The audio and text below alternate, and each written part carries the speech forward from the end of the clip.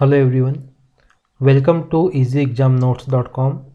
In this episode we are going to discuss about concurrency control protocols in DBMS. First हमें देख लेते हैं कि इससे पहले हम किन टॉपिक्स को डिस्कस कर चुके हैं.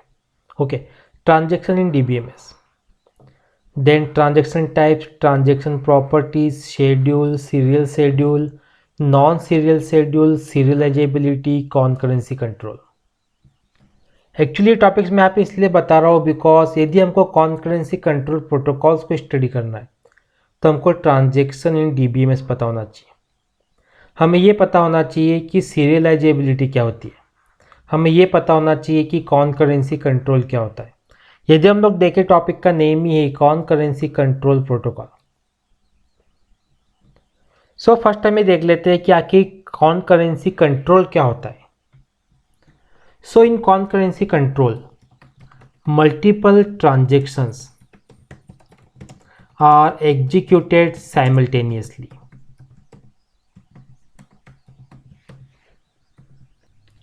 So multiple transaction एक साथ एग्जीक्यूट हो रहे हैं. ओके, बट पहले हम ट्रांजेक्शन भी देख लेते हैं शॉर्ट में क्या होता है. सो DBMS में ये ट्रांजेक्शन है. ट्रांजेक्शन 1, ट्रांजेक्शन 2 हमको यहाँ पे दिखाई दे रहा है. ओके, कुछ ऑपरेशन हमने ट्रांजेक्शन 1 में किए, कुछ ट्रांजेक्शन 2 में किए. सो यहाँ पर क्या हो रहा है, जब मल्टीपल ट्रांजेक्शन को साइमल्टेनियसली एग्जीक्यूट किया जाता है तो हम लोग क्या बोलते हैं कि कॉन्करेंसी कंट्रोल को यूज़ किया जाता है. अब दिखती बात है, अगर मल्टीपल ट्रांजेक्शन साइमल्टेनियसली एग्जीक्यूट होंगे तो इसका मीनिंग ये है कि वहाँ पर कुछ प्रॉब्लम्स भी आएगी जो कि हम प्रीवियस एपिसोड में डिस्कस कर चुके हैं. अब हमें ये देखना है कि कॉन्करेंसी प्रोटोकॉल्स क्या होते हैं. सो कॉन्करेंसी प्रोटोकॉल्स को 3 कैटेगरीज में हम डिवाइड कर सकते हैं. Number 1, lock based protocol. Number 2, time stamp protocol. And number 3 is validation based protocol.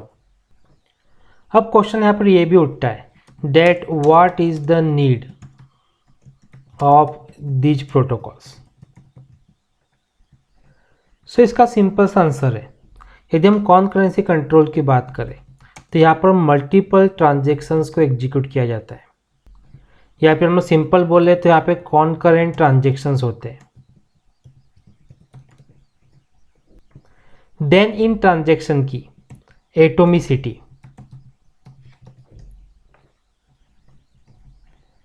Isolation and serialisability को इंश्योर करने के लिए ट्रांजैक्शन कंट्रोल प्रोटोकॉल्स का यूज़ किया जाता है.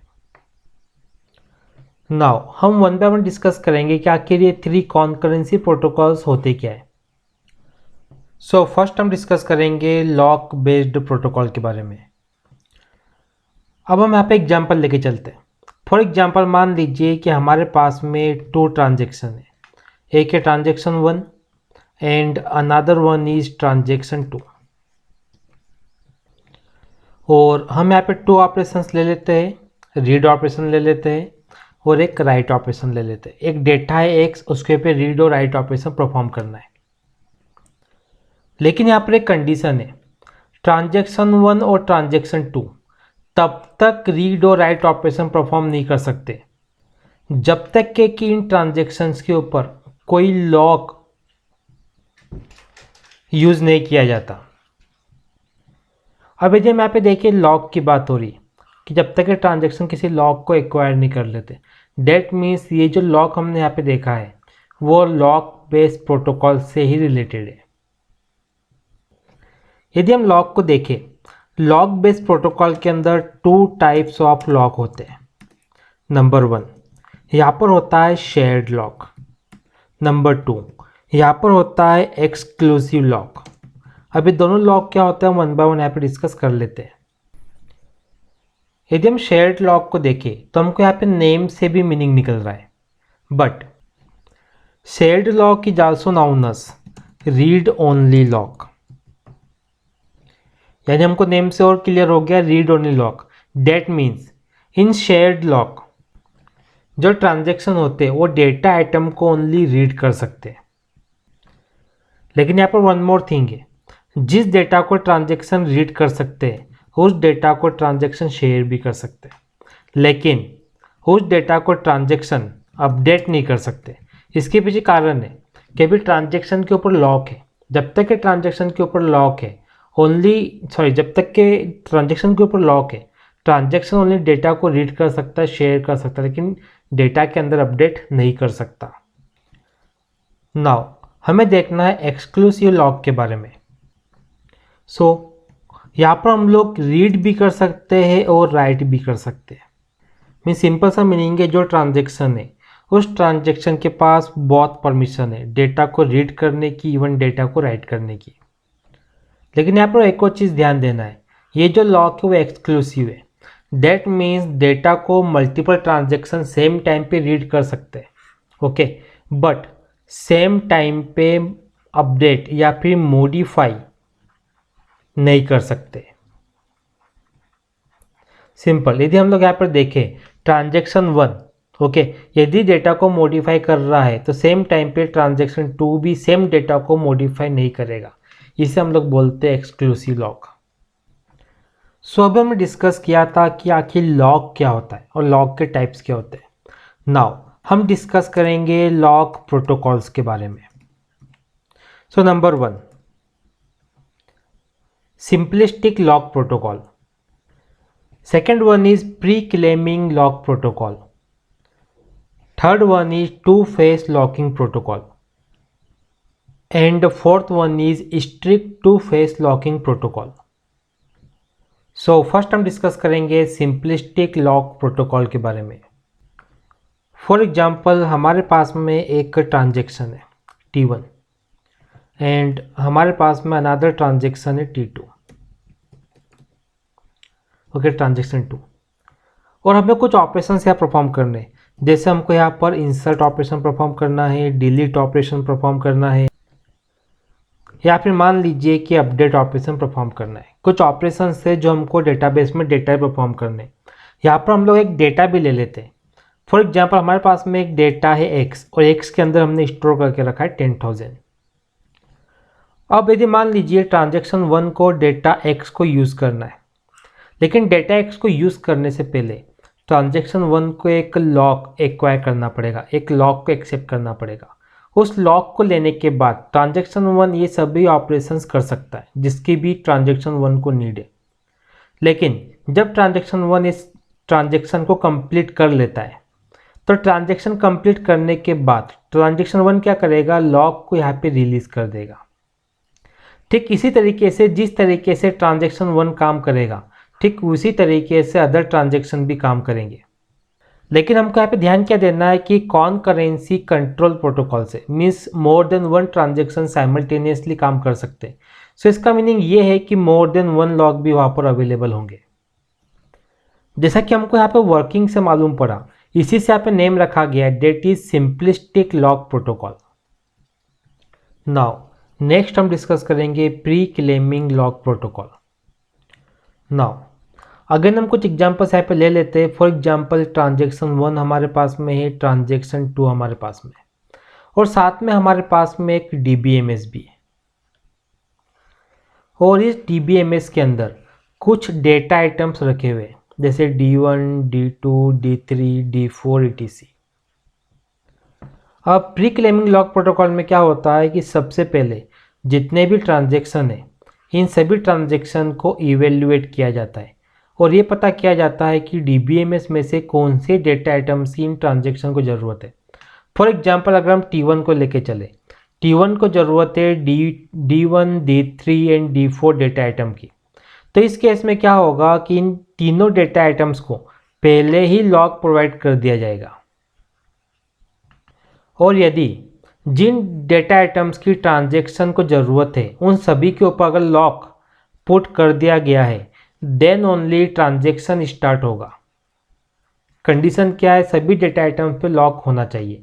अब यदि फॉर एग्जांपल मान लीजिए कि डेटा आइटम्स के ऊपर लॉक नहीं आ पाया तो ट्रांजेक्शन स्टार्ट नहीं होगा। सिर्फ एक डेटा आइटम की बात नहीं हो रही है, जितने भी डेटा आइटम्स की ज़रूरत है उन सभी डेटा आइटम्स को लॉक प्रोवाइड करना कंपलसरी है, देन ओनली ट्रांजेक्शन को स्टार्ट किया जा सकता है। Now we are going to discuss about two phase lock protocol. Now two phase lock protocol, इस फेस में क्या होता है, फॉर एग्जांपल मान लीजिए कि एक ट्रांजेक्शन हमारे पास में, okay, this is a transaction. मैंने ट्रांजेक्शन की लाइफ साइकिल यहाँ पर बना दी है। This is transaction T1। Okay, यहाँ पर स्टार्ट हो रहा है लेफ्ट साइड में और यहाँ पर एंड हो रहा है। अब इस ट्रांजेक्शन को क्या करेंगे, 3 पार्ट में डिवाइड कर देंगे। This is part 1, then this is part 2, then this is part 3। यदि हम फर्स्ट पार्ट की बात करें, सो फर्स्ट पार्ट के अंदर ये डाटा आइटम्स के ऊपर लॉक के लिए परमिशन लेता है। अब यदि हम सेकेंड पार्ट को देखें तो सेकेंड पार्ट के अंदर ट्रांजेक्शन होता है उसे सभी लॉक्स मिल जाते हैं। और यदि हम थर्ड पार्ट में देखें तो थर्ड पार्ट में क्या होता है, जितने भी लॉक ट्रांजेक्शन ने एक्वायर किए हैं उन सभी लॉक्स को ट्रांजेक्शन थर्ड पार्ट के अंदर रिलीज कर देता है। यहाँ पर एक बात ध्यान देने वाली है कि थर्ड पार्ट के अंदर कोई भी न्यू लॉक ट्रांजेक्शन को नहीं मिलता है। ओके, जस्ट ट्रांजेक्शन ने फर्स्ट पार्ट के अंदर परमिशन मांगी लॉक के लिए, सेकंड पार्ट में परमिशन मिल गई और थर्ड पार्ट में ट्रांजेक्शन ने सारे लॉक्स को रिलीज कर दिया। सो ये तो हमने एक्चुअली पार्ट्स देखे हैं कि एक ट्रांजेक्शन 3 पार्ट्स के अंदर डिवाइड होता है। तो आखिर 2 फेज क्या होता है, 2 फेज लॉक प्रोटोकॉल क्यों बोलते हैं? Because there are 2 phases in this protocol. First phase is known as growing phase and another phase is known as shrinking phase. So growing phase के अंदर क्या होता है, ग्रोइंग फेज के अंदर डेटा आइटम के ऊपर लॉक दिया जाता है और सिंकिंग फेज के अंदर डेटा आइटम के ऊपर से लॉक को रिलीज किया जाता है। इसीलिए हम लोग बोलते हैं 2 phase lock protocol. Now we will see what is strict 2 phase locking protocol. Means जिस तरह से हमने अभी 2 फेज लॉकिंग प्रोटोकॉल को देखा था, ठीक उसी तरीके से स्ट्रिक्ट 2 फेज लॉकिंग प्रोटोकॉल भी आता है। सिर्फ एक जगह पे डिफरेंस आता है जो भी हम देखते हैं। यहाँ पे हमने क्या देखा था, 2 फेज लॉकिंग प्रोटोकॉल के अंदर जो एक ट्रांजेक्शन होता है, ओके, फॉर एग्जांपल एक ट्रांजेक्शन हमारे सामने है जो लेफ्ट में स्टार्ट हुआ, राइट में एंड हो गया। अगेन हम क्या करेंगे, इस ट्रांजेक्शन को 3 पार्ट में डिवाइड करेंगे, part 1, then part 2, then part 3। 2 phase में क्या हुआ था, जब हम पार्ट 1 की बात करते हैं, ओके, तो पार्ट 1 के अंदर तो ट्रांजेक्शन होता है, ओके, वो परमिशन लेता है कि डेटा आइटम्स के ऊपर लॉक मिल जाए। और जो सेकंड पार्ट होता है, तो सेकंड पार्ट में क्या होता है कि जो ट्रांजेक्शन होता है, ओके, उस ट्रांजेक्शन को लॉक मिल जाते हैं, जितने भी लॉक की वो परमिशन लेना चाहता है, ओके। और जो थर्ड पार्ट होता है वो क्या करता है, ट्रांजेक्शन को जितने भी लॉक मिले हैं उन सभी लॉक को रिलीज कर देता है। ये होता है 2 फेज लॉकिंग प्रोटोकॉल के अंदर। लेकिन यहाँ पर बात हो रही है स्ट्रिक्ट 2 फेज लॉकिंग प्रोटोकॉल में। तो जो रिलीज फेज होता है यहाँ पर थोड़ा डिफरेंस आ जाता है 2 फेज और स्ट्रिक्ट 2 फेज में। रिलीज लॉक के अंदर क्या होता है, जब ट्रांजेक्शन कमिट हो जाता है, मीन्स जब ट्रांजेक्शन कंप्लीट होकर सेव हो जाता है, उसके बाद ट्रांजेक्शन क्या करता है कि जितने भी लॉक उसने एक्वायर किए थे उन लॉक को रिलीज करता है। ट्रांजैक्शन के कमिट होने से पहले वो लॉक को रिलीज नहीं करता है। ऐसा होता है स्ट्रिक्ट के अंदर। बट 2 फेज के अंदर हमने क्या देखा था कि थर्ड फेज के अंदर ही ट्रांजैक्शन क्या करता है, लॉक को रिलीज कर देता है। सो इसका मीनिंग ये है कि स्ट्रिक्ट 2 फेज के अंदर, ओके, ग्रोइंग फेज तो होता है लेकिन यहाँ पर श्रिंकिंग फेज नहीं होता है। सो आई थिंक आपको यहाँ पे डिफरेंस भी क्लियर हो गया होगा क्या कि 2 फेज लॉकिंग में और स्ट्रिक्ट 2 फेज लॉकिंग में क्या डिफरेंस है। यहाँ पर डिफरेंस है ओनली कमिट का, कि स्ट्रिक्ट 2 फेज के अंदर कमिट होने के बाद लॉक को रिलीज किया जाता है, बट 2 फेज लॉकिंग के अंदर हम ट्रांजेक्शन के थर्ड पार्ट के अंदर ही लॉक को रिलीज कर देते हैं। सो ये था हमारा lock based protocol in concurrency control protocols के अंदर। लेकिन अभी प्रोटोकॉल्स यहाँ पर एंड नहीं हुए। अब हम लोग नेक्स्ट एपिसोड के अंदर देखेंगे कि आखिर टाइम स्टैम्प प्रोटोकॉल क्या होता है।